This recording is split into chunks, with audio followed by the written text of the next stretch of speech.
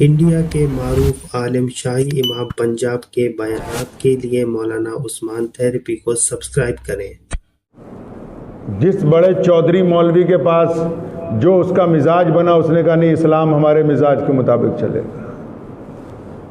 میں بھی یہ باتیں اس لیے کہہ رہا ہوں کیونکہ ملازم نہیں ہوں، لوگوں نے مولویوں کو ملازم بنا لیا۔ جب اس نے سچی بات کہنی ہے، کمیٹی والوں نے کہنا چلو جی تمہیں فارغ کرتے ہیں، دوسرا لے کے آتے ہیں۔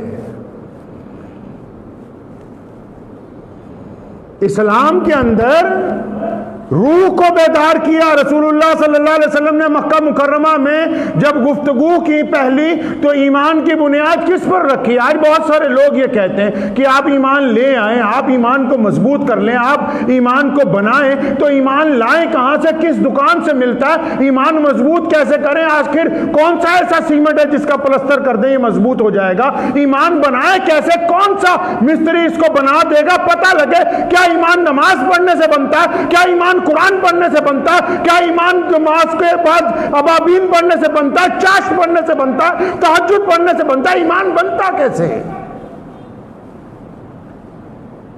پہلے ایمان کا معیار تو طے ہو کہ یہ بنتا کیسے، ایمان ہوتا کیا ہے؟ عبادات کا نام کیا ایمان ہے؟ رسول اللہ نے فرمایا جس نے کلمہ لا الہ الا اللہ محمد رسول اللہ ایک دفعہ پڑھ لیا وہ جہنم میں نہیں جائے گا۔ ابو ہریرہ نے سنا، دوڑتے ہوئے نکلے ایک باغ میں سے، بڑی تیزی سے لوگوں کو بتانے چاہ رہے تھے، حضرت عمر رضی اللہ عنہ راستے میں ملے، فرمایا کیا بات، بڑا خوش ہے؟ کہنے لگا اللہ کے رسول نے فرمایا جس نے کلمہ لا الہ الا اللہ محمد رسول اللہ ایک دفعہ پڑھ لیا تو اس کو پھر اللہ تعالیٰ بھیجیں گے ہر حالت میں جنت میں۔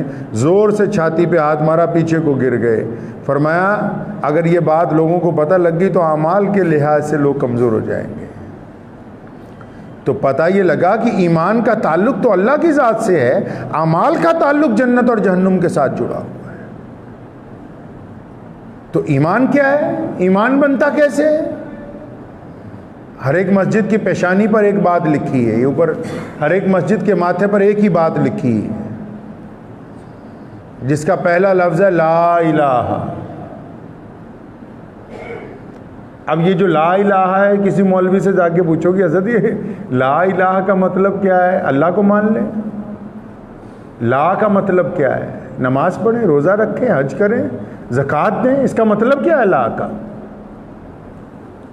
پیارے نبی صلی اللہ علیہ وسلم نے اتنا بڑا دین بنایا، اربوں لوگ آج اس دین میں شامل ہیں، کروڑوں لوگ روزانہ نماز پڑھتے ہیں، تو یہ پہلا کلمہ لا پہلا لفظ ہی نہیں ہے؟ کیا معاملہ ہے؟ رسول اللہ نے تعلیم دی ایمان کی بنیاد رکھتے ہوئے کہ پہلے دل کے اندر سے تمام دنیاوی حکمرانوں کا، تمام باطل طاقتوں کا، تمام بڑے بڑے لوگوں کا خوف نکالنا ہے۔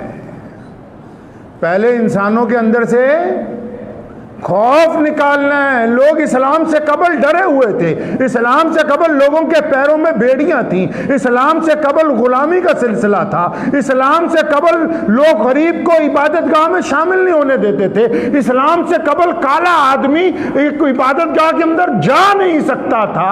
محمد رسول اللہ نے پہلے خوف کی بیڑیوں کو توڑا ہے۔ فرمایا پہلے اس بات کا اعلان کیجئے کہ ہم کسی کو تسلیم نہیں کرتے، پھر فرمایا الا اللہ، صرف ایک اللہ تبارک و تعالیٰ کی عبادت کرتے ہیں، تاکہ بندے کو دل کے اندر تسلی ہو جائے۔ اب عبادات ہم لوگ بہت کرتے ہیں، یہاں نمازیں بھی ماشاءاللہ بڑی کثرت سے پڑھتے ہیں، پھر بھی جاہ و جلال نہیں ہے، عزت و حشمت نہیں ہے۔ کیوں؟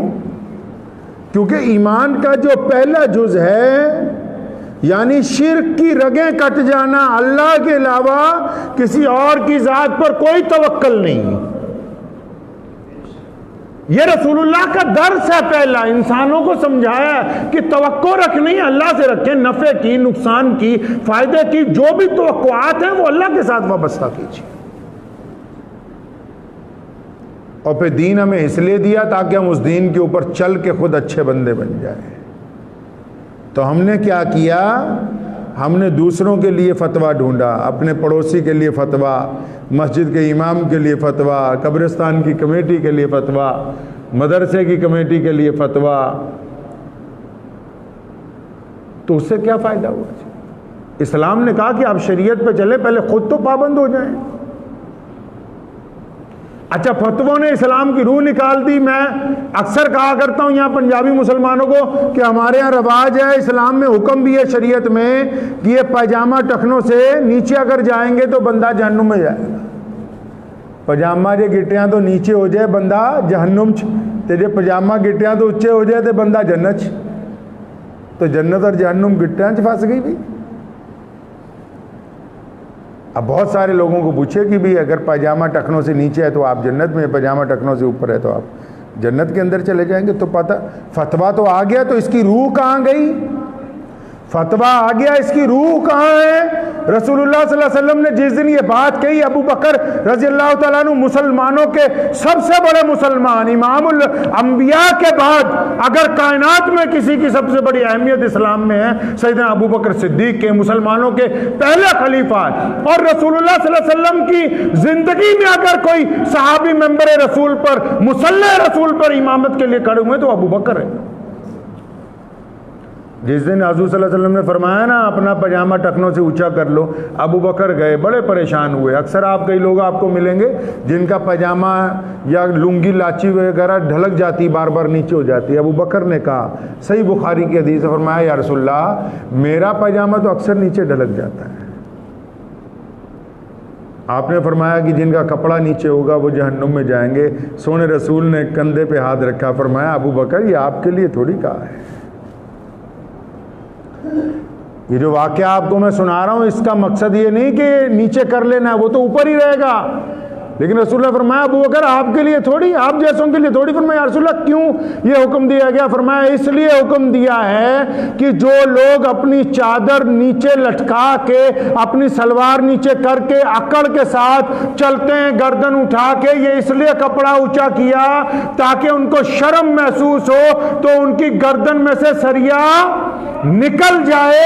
اب میں اکثر آپ لوگوں کو کہا کرتا ہوں کہ اگر کسی بندے کا پاجامہ ٹخنوں سے اونچا ہے اور سر پہ پگڑی باندھ رکھی، داڑھی رکھی ہوئی ہے، اور وہ اپنے باپ کے سلام کا جواب نہیں دیتا ہے، اپنی ماں کے منہ پہ تھپڑ مارتا ہے، اپنی بیوی سے اس کی بنتی نہیں ہے، اس کے بچے اس سے خوفزدہ رہتے ہیں، اس کے پڑوسیوں کے ساتھ اس کی سلام دعا نہیں ہے، وہ غریب کے سلام کا جواب نہیں دیتا، وہ پیاسے کو پانی نہیں پلا سکتا ہے، وہ بھٹکے ہوئے کو راستہ نہیں دکھا سکتا۔ اب اس کمبخت کا پاجامہ ٹخنوں کی بجائے گھٹنوں پر بھی آ جائے تو شریعت کو اس سے کوئی لینا دینا نہیں۔ اگر شریعت کی روح مار دی تو اسلام کو اس سے کوئی واسطہ نہیں ہے۔ ہمیں رسول اللہ نے دین اس لیے دیا تاکہ ہم زندہ روح ہیں بنے، ہمیں دیکھ کے لوگوں کا احساس ہو کہ یہ زندہ قوم ہے، ان کے اندر زندہ روح ہے، یہ نیکی کو نیکی، برائی کو برائی کرتے ہیں۔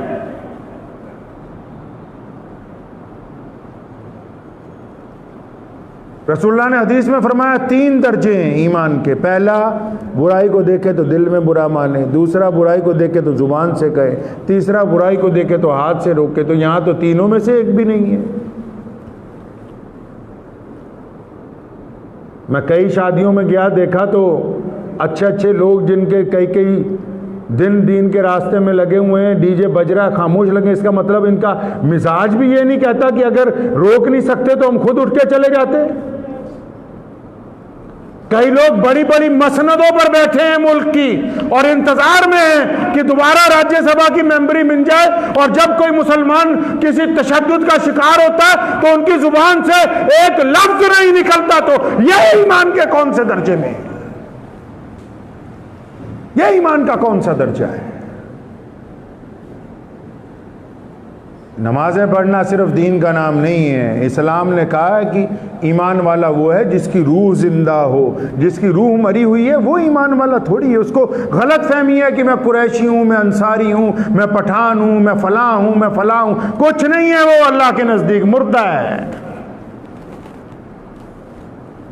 میں فروعی مسائل کو مانتا ہوں، لیکن اسلام نے کہا کہ ان کی تشہیر کی ضرورت نہیں ہے۔ اگر کسی کا وضو صحیح نہیں اس کو علیحدہ سمجھایا جا سکتا ہے، کسی کو نماز نہیں آتی اس کو علیحدہ سمجھایا جاتا ہے، لیکن جب اقوام عالم اسلام کے متعلق غلط پرچار کر رہی ہوں تو اس وقت یہ اگر خاموش رہیں تو پھر ان کا کیا لینا دینا ہے؟